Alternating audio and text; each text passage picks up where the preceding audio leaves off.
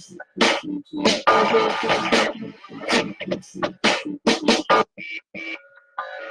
right, I'm gonna go ahead and start that video. Let me shut off that music. I'm gonna play the video I made for you guys. You're in for a treat today because you're watching it before anybody can possibly see it. You're watching it from inside my video editor.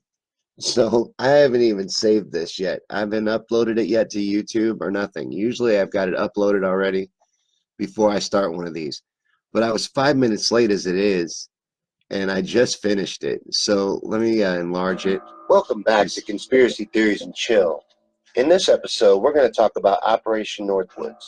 Now, whenever someone shames you for believing in conspiracies or claims that the government wouldn't conspire against or harm its own citizens, point them to Operation Northwoods. Operation Northwoods was a proposed and nearly implemented false flag operation against the Cuban government that originated within the United States Department of Defense and the Joint Chiefs of Staff of the United States government in 1962.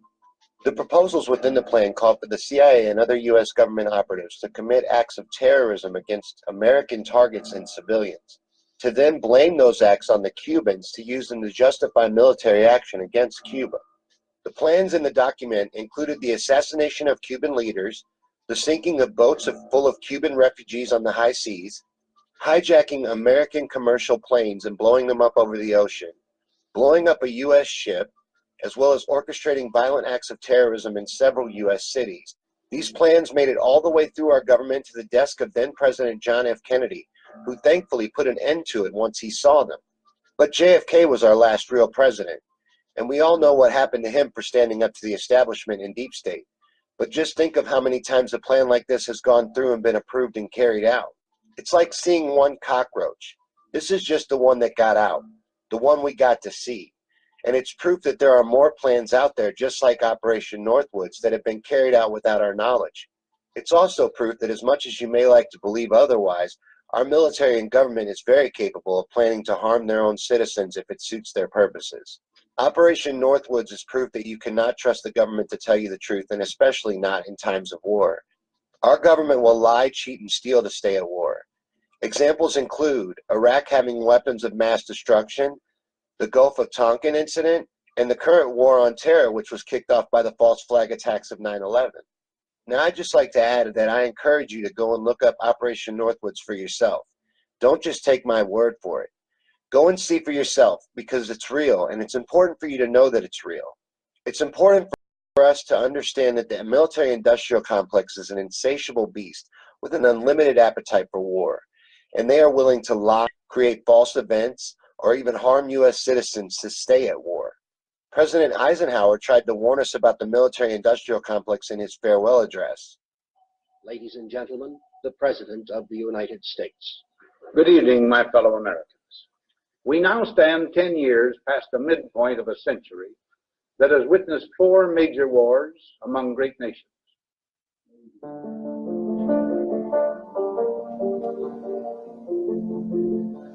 Until the latest of our world conflicts, the United States had no armaments industry. American makers of plowshares could, with time and as required, make swords as well. But we can no longer risk emergency improvisation of national defense. We have been compelled to create a permanent armaments industry of vast proportions. Added to this, 3.5 million men and women are directly engaged in the defense establishment.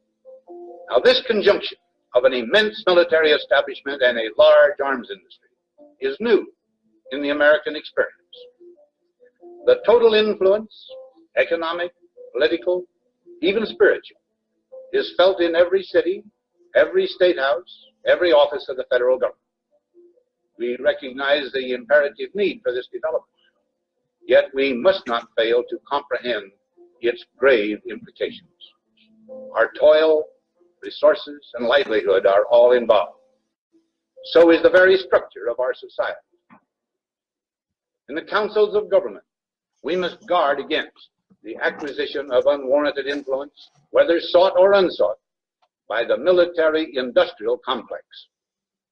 the potential for the disastrous rise of misplaced power exists and will persist. We must never let the weight of this combination endanger our liberties or democratic processes. We should take nothing for granted. Only an alert and knowledgeable citizen can compel the proper meshing of the huge industrial and military machinery of defense with our peaceful methods and goals, so that security and liberty may prosper together. President Kennedy tried to warn us about the deep state and the military industrial complex as well before he was killed. The very word secrecy is repugnant in a free and open society. And we are, as a people, inherently and historically opposed to secret societies, to secret oaths, and to secret proceedings. We decided long ago that the dangers of excessive and unwarranted concealment of pertinent facts far outweighed the dangers which are cited to justify it. Even today, there is little value in opposing the threat of a closed society by imitating its arbitrary restrictions. Even today, there is little value in ensuring the survival of our nation if our traditions do not survive with it. And there is very grave danger that an announced need for increased security will be seized upon by those anxious to expand its meaning to the very limits of official censorship and concealment. That I do not intend to permit to the extent that it's in my control. And no official of my administration, whether his rank is high or low, civilian or military, should interpret my words here tonight as an excuse to censor the news, to stifle dissent, to cover up our mistakes, or to withhold from the press and the public the facts they deserve to know.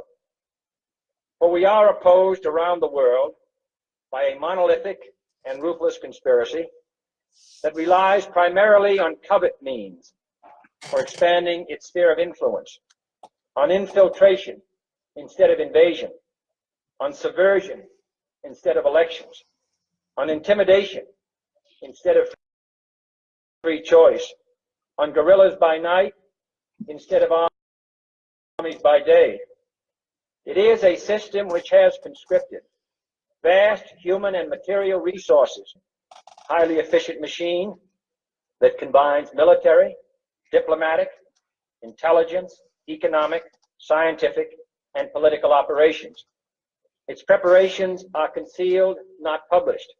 Its mistakes are buried, not headlined. Its dissenters are silenced, not praised. No expenditure is questioned, no rumor is printed, no secret is revealed. No president should fear public scrutiny of his program, for from that scrutiny comes understanding, and from that understanding comes support or opposition, and both are necessary. I am not asking your newspapers to support an administration, but I am asking your help in the tremendous task of informing and alerting the American people. For I have complete confidence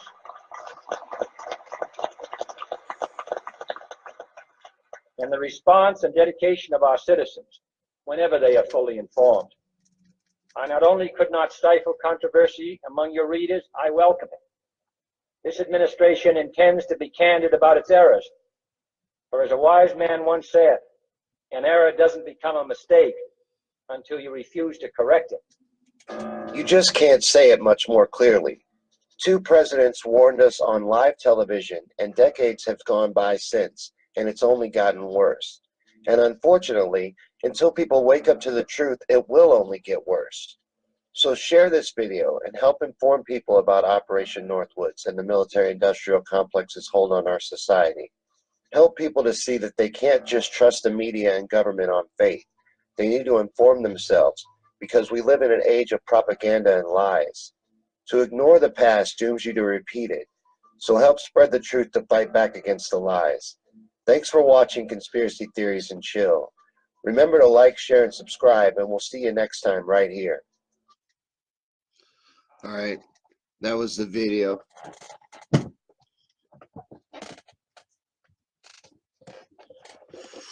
Let me know if you liked that. because I still might work on it a little bit before I upload it to YouTube, because like I said, I haven't done that yet. But let me come up on screen here. Let me fix this. There I am. How you guys doing? I see there's a few people here. I don't know who's here though, so let me see who's here. Let's see, there's 6 here. Is Steve still here? Hey Steve. Jennifer, Nissa, Jeff. Hey Jeff. Right on. She said it was excellent, Jennifer says. Thank you. I just finished it. That's why I was late. I said I was going to start at 7:15, and I started at 7:20 because I wasn't done. And I haven't even saved it yet. But I wanted to go ahead and show it. So, did you know about Operation? Was that something you guys already knew about? I mean, that's probably basic for most people that are fans of this show that I see you guys name all the time. So, most of you are fans of this show. So, you probably already knew about Operation Northwoods. But that, I felt like that was a shareable video that shows you that, yes, this is real. You know, here's a brief summary, and then bam, please look it up for yourself. Go ahead and check it out, make sure it's real, and then share it and spread it. And then I really like those 2 speeches by those presidents, Eisenhower and Kennedy. Did I say that right? I hate how I always question my memory. You got to question everything though. Question everything, even your own memory. Nissa says, good job. Thank you. I wanted it to be good, but it was actually a recommendation for a topic by a friend of mine, Robert Stanley, the host of the Right to Reason podcast that I talk about all the time. You guys must think we're best friends. I actually only know him through Facebook and being on his podcast a couple of times. You ever listen to somebody's podcast? Like I listen to Joe Rogan, and after a certain amount of time, you start feeling like you know that person.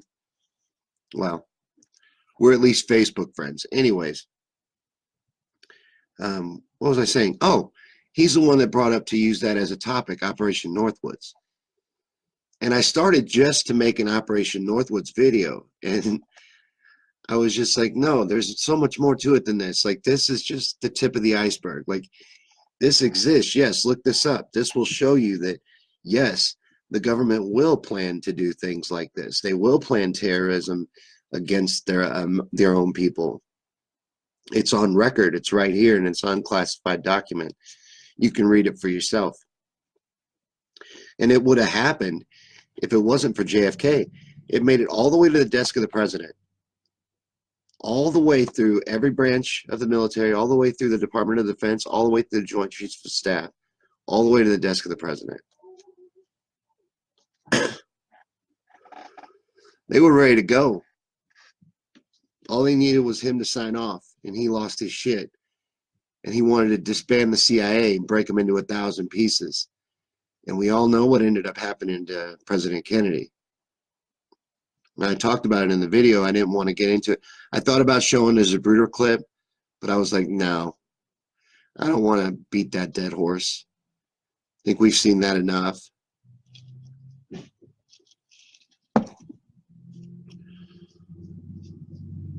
But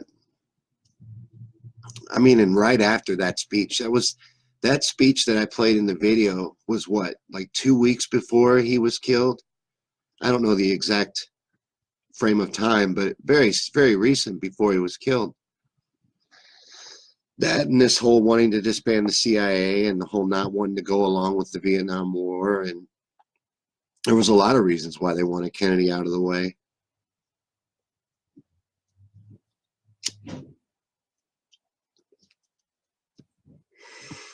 It's a shame. I saw Jennifer said earlier, it's sad they took him out. Our country could be so different today had he lived. And she's right. Like, but they weren't going to allow that. They always control who becomes president. I don't, there's two times that I don't think it's happened the way they wanted it to happen. One of them was Kennedy, and only because Kennedy turned on them. Kennedy had everyone convinced that he was the establishment, that he was their yes man, that he would do and play ball and do what they wanted. He got elected, making them believe that, and then he turned on them.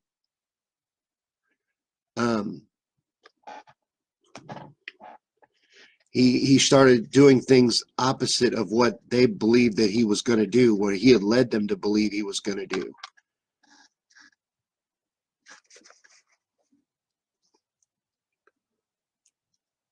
Let's see. I forgot what I was saying there. I admire him. I just got lost in it because he played them. He made them believe that he was establishment.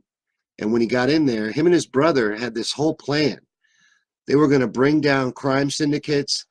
They were going to do all kinds of things.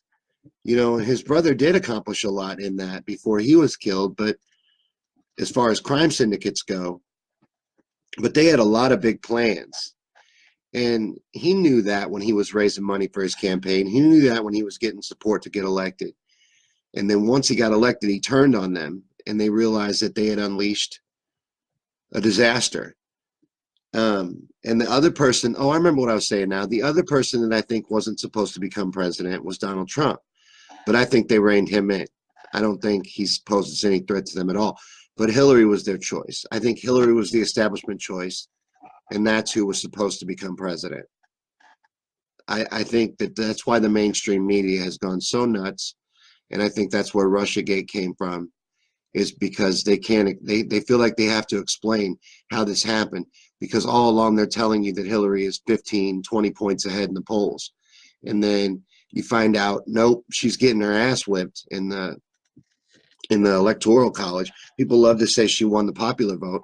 Well, the popular vote isn't the way we decide elections. We decide elections by the electoral college, and we do that because it's not fair to do it by popular vote.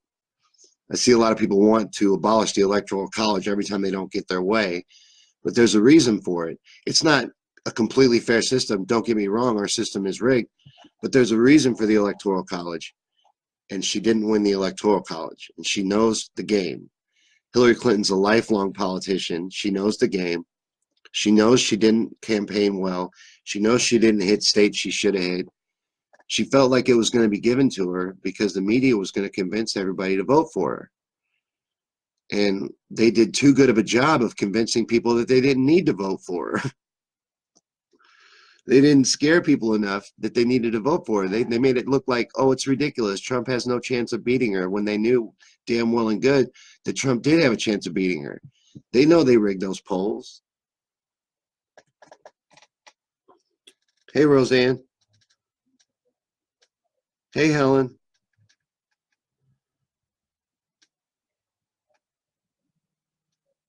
Jeff says Joseph Kennedy and the mob put him in office, then he turned on them. Not just the mob, but the establishment elites too. They approved of him. You know, it wasn't until after, when he turned his colors and he showed them who he really was, that they changed their mind about John F. Kennedy. You know, the upper elites, I don't think you get through unless they approve of you. You know, and he was there. He was the golden boy. But yes, the mob and Joe Kennedy.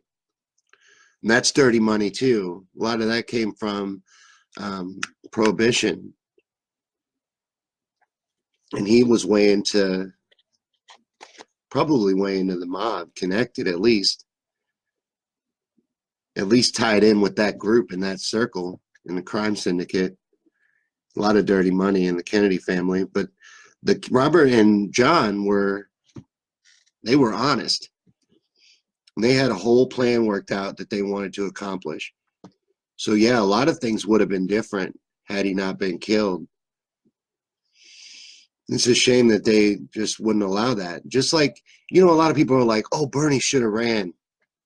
Bernie should have went third party. Bernie should have told him to fuck off and walked out of that convention and took his followers with him. I believe that if Bernie would have done that, and they would have seen that he would become a threat, and he became a threat, and he could actually win, that they would kill him.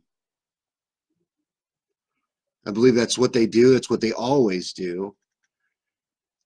I don't know. Something happened in the meeting with Obama. I think it was made very clear to him that Hillary was going to be the nominee. There was nothing he could do. And if he didn't want to see Trump become president, he better campaign with her. So he did what he felt like he had to do. I read a tweet by Anomaly. I almost did a Yankee rants instead of a conspiracy theories and chill because of this tweet. But Anomaly said it was this, and it might have been an old tweet. Somebody shared it on Facebook. But he said that Bernie Sanders raised $200 million from poor people in a scam, an election he knew was rigged, that he was in on it. And I know there's a lot of people that think this, that he was in on it and was part of the plan, and knew he was ripping everyone off when he was raising $27 average donations all throughout the country to finance his campaign. And he did raise a couple $100 million. I think it was, closer to almost $3, but he's implying that he raised that money in a scam, knowing he was ripping everybody off. Even goes as far as to call him a con man and a coward, I believe. I almost screenshot it just so I could read it back, but then I was like, well, I don't know. Do I want to even waste space on my phone for an Anomaly tweet? But it's ridiculous. That is dangerous. I've seen some Anomaly videos, and there's been times that I agreed with him. There's more times that I don't, but there's been times that I've agreed with him. It's just I haven't watched any of his videos in a long time. I unfollowed a while back. If I remember correctly, the reason why is because he became a Trump supporter, and he became one of those people that believe that Trump is actually a hero and anti-establishment. There is no way Trump's anti-establishment.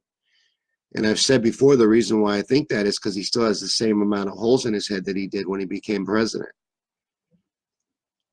I think they would have gotten rid of Trump already had he not been on board and he not been doing what they want and agreeing to be their little errand boy for the next 4 years until they can reclaim control of the White House, which is what they'll plan to do in 2020. And, I don't want to get off topic, so I'm going to go ahead and say this just before I read and catch up in the comments. But if Bernie runs in 2020, and I hope that he does, the Democrats will fight to not have him be the nominee. And what it will take is us showing out in massive numbers, even bigger than last time, coming out in droves, bringing out non-voters. That's where we go. We get non-voters to vote, all these new young people to vote. That's what we do. We come out in mass by the millions. What he said all along is change only happens when people stand up and demand it by the millions. That's what we got to do. We got to come out in bigger numbers, make a bigger show. If they take it all the way to the convention, make Philly a sea of people, the way it should have been. Now, a lot of us, myself included, couldn't make it, but we need to start saving right now to make sure we can make it next time. But we need to do all that. If we don't do all that, then there's no way it'll happen, because they'll be fighting tooth and nail against him getting that nomination. But if we show out again, you think they're going to rig another election right in front of the American people? I wonder if they have the balls. Would you really do that right after it was exposed that you have done it? Everybody's going to be watching for it. Would you really do it again? Could you do it again? Can you keep rigging elections? It's starting to become something that people are outraged about, at least. People are investigating, like the Florida thing that just happened. There was recounts in the presidential election led by Jill Stein, supported at first by Hillary Clinton until she saw she wasn't going to win. But so there's been some things happening towards election reform. I don't remember what I was saying. I hate when that happens. See, these are weird because it's like we're talking to each other, but we're not. Like I'm looking at a camera in my room and you're on my phone. So I'm going to see what you've been saying and just catch up with the Irish tied to the mob. No, I don't know. Money is money. You know, Helen, money's green. My favorite show is The Sopranos. Tony dealt with other races. You could be, I said connected. Just like in Goodfellas, Robert De Niro's character. Isn't he Irish? Isn't that why he can't be a made man? So Steve says, I agree about the Electoral College has its purpose. Without the two coasts would rule the entire country. Yeah, because they are the most heavily populated areas. That's what it's for. Because otherwise, California and New York would decide every election. In Texas.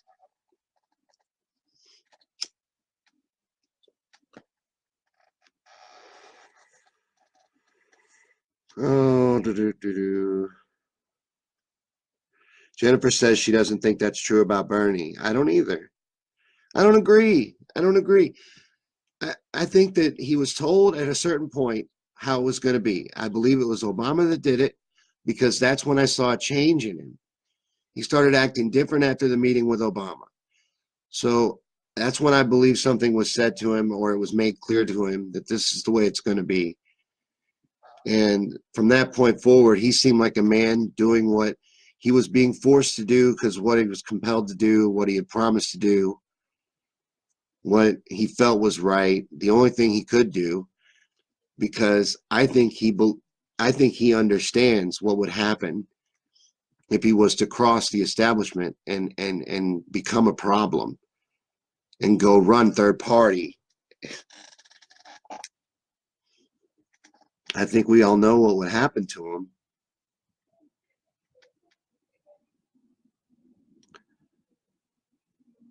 Helen says, we'll see what happens next in the DNC fraud lawsuit. I haven't been following that. I gave up on it after the first one. And I know it was filed incorrectly.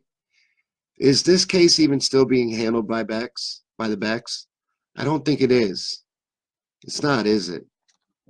I should look into it. Helen says, fuck yes, they'll do it again. They just won't be so obvious about it. They'll flood the stage with candidates like Republicans did last time so it won't look so obvious. It's one way of looking at it.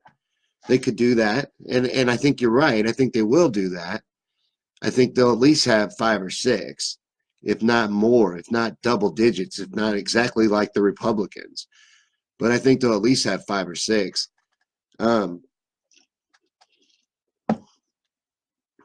It still won't be obvious. It still will be obvious if we do what I'm saying we have to do. They're not going to hand it to us. We'd have to turn out in the millions every time there was a primary, every time there was a protest, every time there was an event. We got to be able to turn out in mass. And they can't ignore it. The media can't not report on it. You know, Bernie's massive events got reported on. The one in New York, under that arch, that got promoted on. They had to talk about it. When we got on the media, they didn't want us to. He got what, like less than 5% of the media coverage of all the candidates? Like Trump is somewhere around 60 something and Hillary was 30 something or 40 something. I don't remember the exact numbers, but Bernie was low. Bernie was single digits and as far as his percentage of time and coverage. The Becks are still doing it. Oh, okay. Now, wasn't that what happened wrong the first time that they filed it, the wrong kind of suit? It was they misfiled the suit. Isn't that what happened?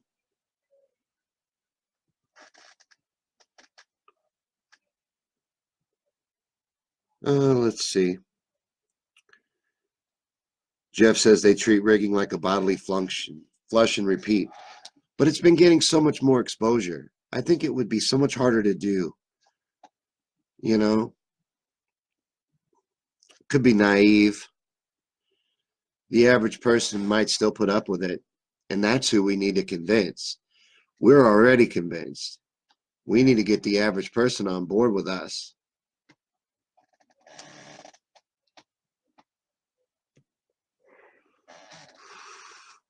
Wrong jurisdiction. Oh, that's such a, doesn't that suck? Such a minute detail. I guess it's, you know, the other end of that argument is you shouldn't mess up something so simple. But it's probably one of the first cases of its kind. I don't know. I'm no legal expert. I'm trying to defend them now because I like them. Although they've kind of lost their shit on Facebook. You know, I'm kind of disappointed to hear that he's handling the case after I've been reading his recent behavior on Facebook. Although, again, I should say, I'm reading this on Facebook, so it could be doctored. Somebody could have made these tweets and they're photoshopped, and they're not even what he said.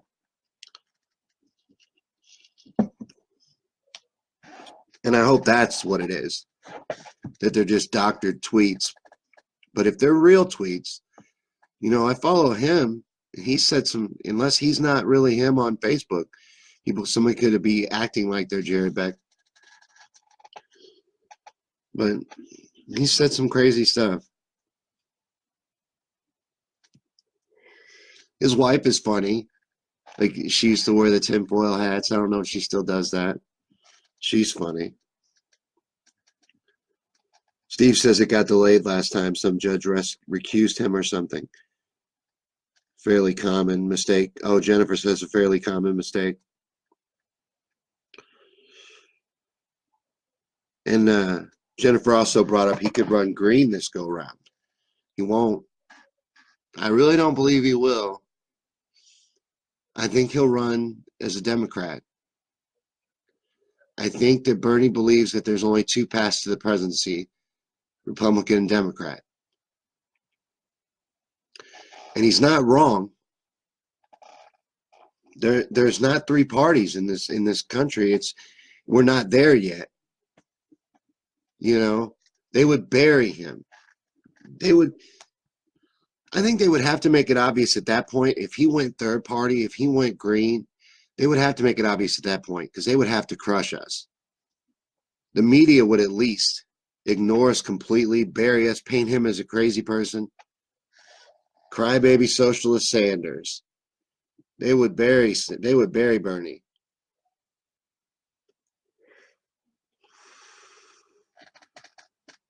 Steve says the Becks are super intelligent. Oh, no doubt. No doubt. Anybody can make a stupid mistake. A simple mistake, a jurisdiction mistake or something like that. I didn't mean to say they're stupid. No, they're very intelligent. I like following them on Facebook. I don't follow the wife. I think I probably requested it, but I don't know if she maybe didn't accept it. But Elizabeth, I've seen her live feeds though, like some of them. She's funny. I think Ventura is going to run on the green ticket. Didn't he say he's going to Mexico to think about it? He lives in Mexico. He lived like half his time in Mexico. I think he will, but he ain't going to win. I would like to see him. I don't mean to be negative when I say that. You know, I want the Green Party to win. I want them to have a chance. I want to live in that United States. We just don't. You know, we have a lot to do before we're there. We have to reform, a complete reform of our elections. We have to completely reform and tear down and rebuild the media. We have a lot to fight through before we're going to be able to break the executive branch. I think we got a long way to go. Unfortunately.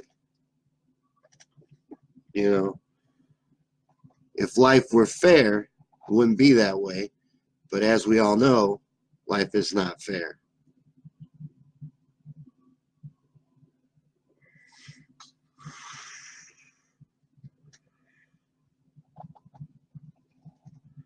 Jennifer says Jared is pretty blunt, but he's dedicated to this case. That's good. That's an important case. I hope they win. I hope they at least expose it more, because it's aggravating how much it's already been exposed and people still choose to ignore it. But if they could just get something you could drill home and just finally be like, look at this. Would you just look at this? Can you finally look at this? Just something like that. Steve says if Jesse could just get into the debates, it would be wild. That would be wild. Jesse in the debates, I would watch. I would be into watching that. But I don't know. You know, for the exact reason that we think it'd be cool, would be the reason why they don't want it to happen. And it's going to depend on polling and how he's doing in that regard.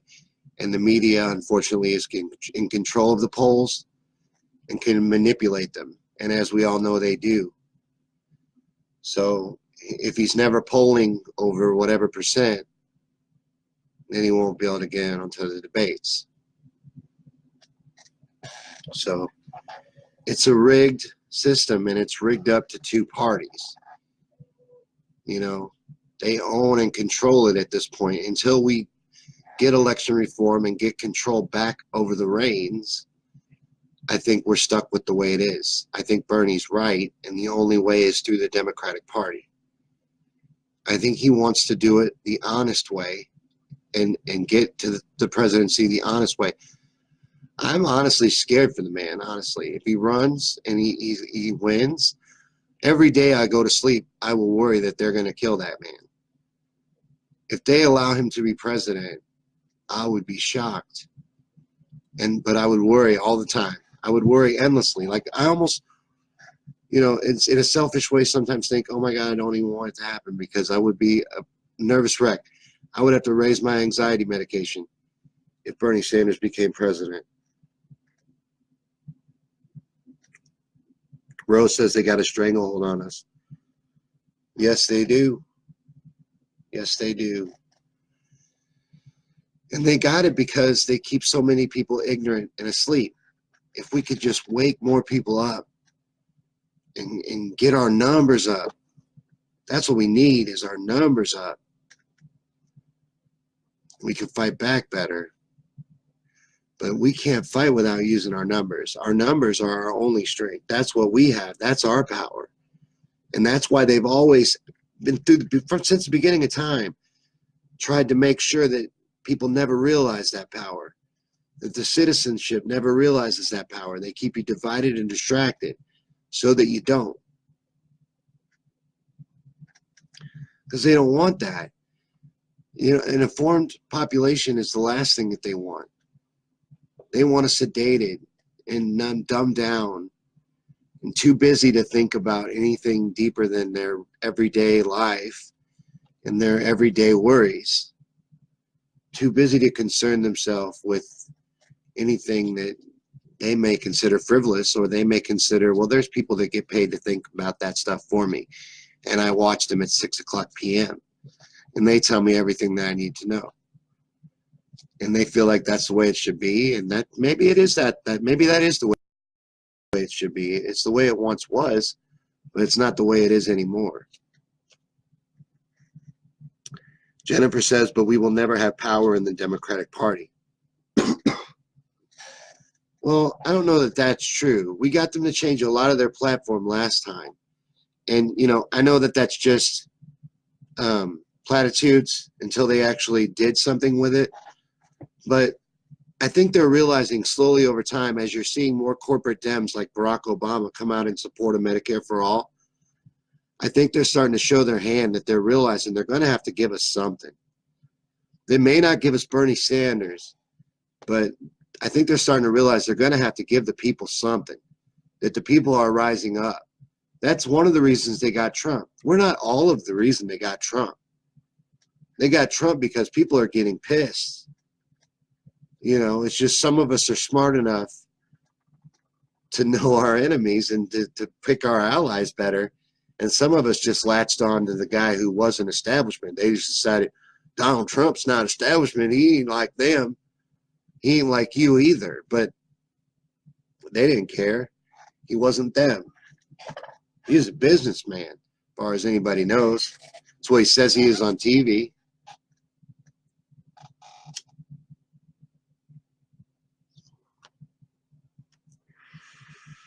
Jennifer said they are giving us Pelosi. Yes, they are. Yes, they are. And Donald Trump wants Pelosi. The establishment wants Pelosi. The establishment is still in charge. The establishment is still in control. And until they're not, and we have to do that too, this is all on us, unfortunately. We have to elect progressive candidates and remove their control, vote out people like Nancy Pelosi. And we have so much work to do. Sometimes it's overwhelming when you really think about it. It's not as simple as just getting Bernie Sanders elected president or as simple as getting Medicare for all. There's so much that needs to be done. It's insurmountable when you really think about it. You know, sometimes I lay in bed at night awake and think about it. Try to think, how can we even go about undoing all this? And it's just, it's like messing with a Rubik's Cube until you can't, it's just a rainbow of colors on every side and you can't get it back to the nice uniform color cube that it's supposed to be, that it wants to be.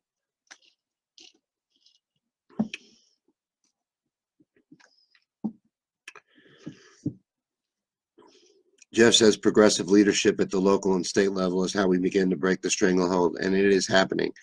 It is happening.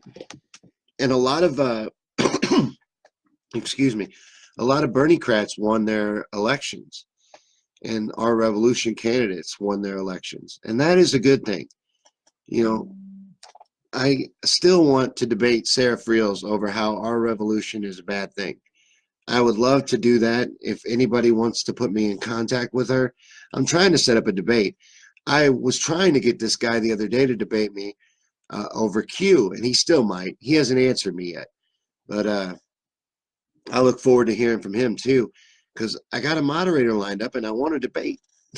I want to debate somebody. It all started with Sarah, though. So I would really like to debate Sarah because I think that people like Sarah and Anomaly are harmful to the progressive movement. I think they are doing damage by spreading those kind of lies.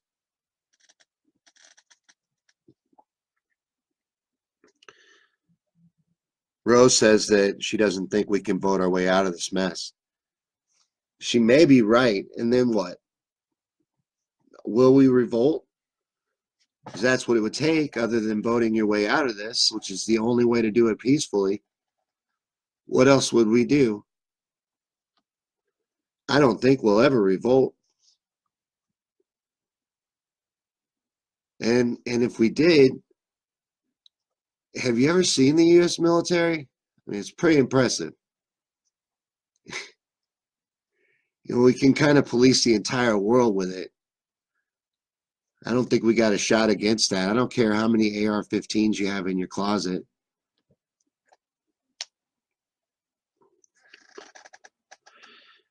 Steve says there's no way Jill only got 1%. I don't believe that either. There's no way in hell she only got 1%. I don't believe any of that. Matter of fact, I have good reason not to believe it because in my district, Jill Stein and my Babels voted for Jill Stein. And she has no reason to lie to me. So Jill got 2 votes for sure. And I know I had converted a couple young people to vote for Jill. They told me they were going to anyway. So, but at least 2 votes. If you look at the final tally from my district, she has 0 votes. So where did my vote go? You know? Yeah, Jennifer says, Friels, don't waste your time. She's useless. Don't give her your time. The only reason why I want to do it, I think it's important. I agree with you that she's maybe not worth my time. The only reason why I think it's important is because those kind of people are harmful. You know, and I think a debate is, especially a structured, real debate, is a good way to maybe help expose that to someone, because you have to get someone to realize something about themselves. You can't just, I could tell her, hey, you're hurting the progressive movement. But until she believes she's hurting the progressive movement, I've accomplished nothing.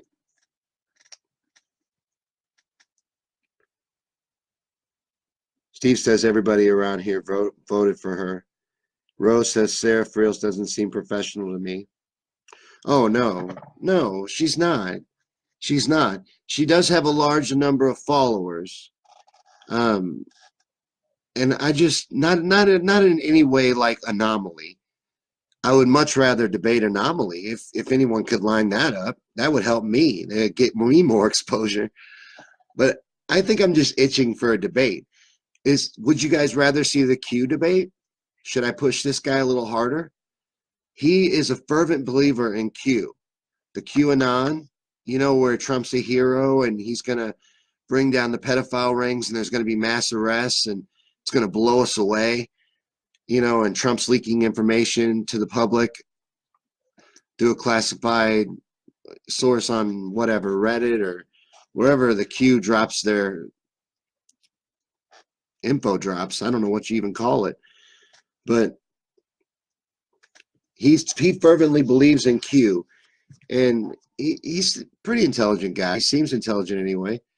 So I thought he might be a good person to have a debate with. He seems to know a lot about it. He seems to really believe in it. So I want to learn about it. Hold on just a second. Bring it to Zach. All right. There might be an emergency. Somebody was just calling on the phone. I'll find out in a second. It might be as simple as our food is ready at the bar. I ordered dinner for us at the bar, and I kind of forgot. Steve says I don't waste time with Q. I don't either. But I thought that might be interesting for a conspiracy show. A debate with a guy who believes in Q. I don't, for instance, believe in Q. I think it's a psyop at best, a prank at worst. But I think it's bullshit either way. But this guy, and there's people like him that just believe with all their heart. And Trump plays up to it, because Trump's a showman and he's just playing up to his crowd. I don't think it's because Trump actually believes in it. It's just because Trump knows people do believe in it.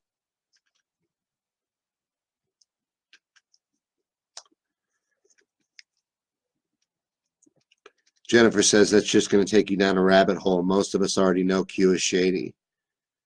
Yeah. What kind of person or debate would you guys like to see then?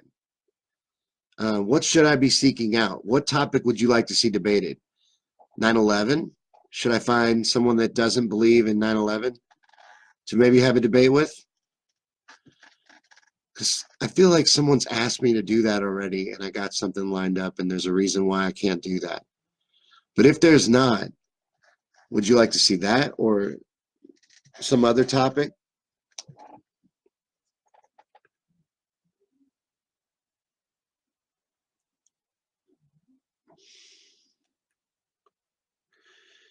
Jennifer says, so do a video on why they're harmful and use her clips as an example.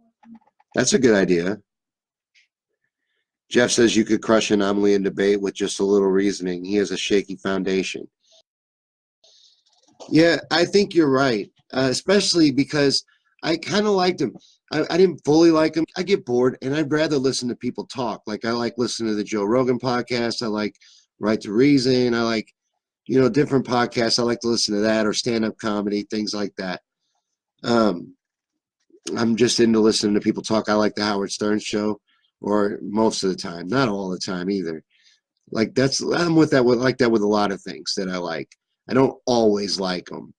Sometimes I'm like, turn it off for a little while. But I forget what I was talking about. Oh, Anomaly. I watched him for a little while. Some of his videos, some of the little clips. I'll cut them down to like 3-4 minute clips. I would watch some of those. Sometimes he made decent points. But then he started getting nutty. And then he started wearing a suit in his picture. And then he started actually getting some production value to his videos and started getting serious. And then he started getting a little nutty. He started becoming a Trump supporter. I don't know if he is outright a believer in Q, but it wouldn't surprise me. Anomaly makes music? I did not know he made music.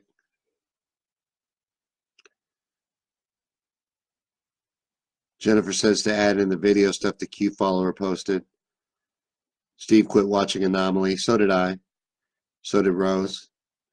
Steve says Joe Rogan is fun to watch. I like that show. I'm watching the one right now. I'm about halfway through it with Dave Attell and oh man, Jeff Ross. Jeff Ross and Dave Attell. And it's got me excited because they got a special coming out on Netflix. And I'm really excited to see it. It sounds really cool.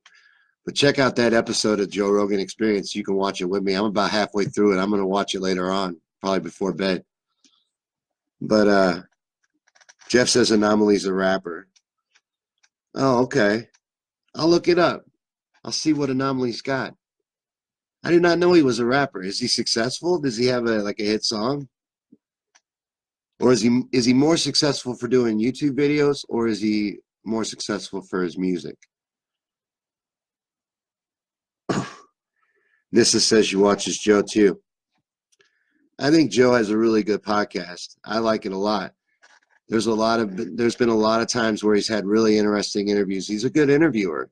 He's had really good interviews with a lot of people. There's been duds too, like the Pauly Shore episode. I turned that one off about halfway through, but I'd say 90% of the time I can just turn Joe Rogan off and leave it on, or turn Joe Rogan on and leave it on, and just let it play.